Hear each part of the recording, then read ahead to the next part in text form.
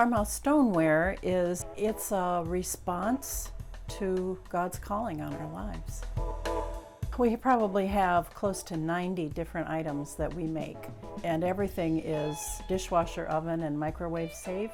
So it's utilitarian as well as aesthetic. Mugs are a huge seller. Some of the unique items we do are apple bakers and egg bakers for the microwave. Chicken roasters is a huge item for people personally as well as for gift giving. And then he makes wedding bowls. The term for working on the wheel is called throwing, and that's because of that. Now the next thing I have to do is add water. Then I have to get the clay exactly in the center of the wheel. Now I'm going to go down in the center, and it's called opening up.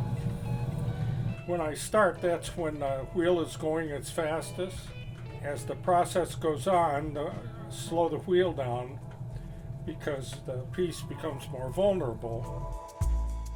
Now understand, I was a mathematics major.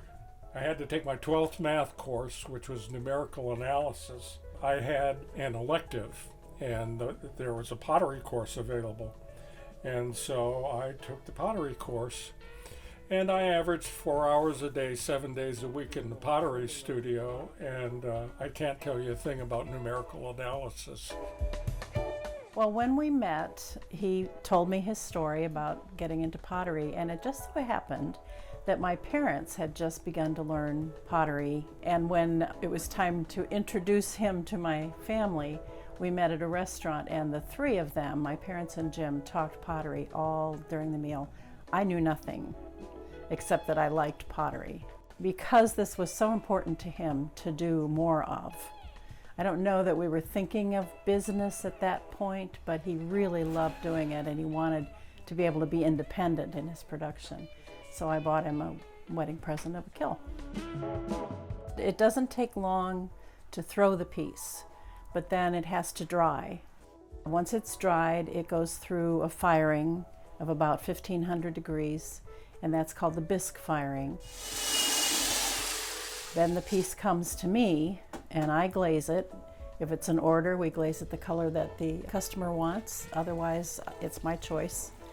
And that part I like because it's the creative part. But then it goes back to the kiln to a glaze firing, and that's about 2150 degrees.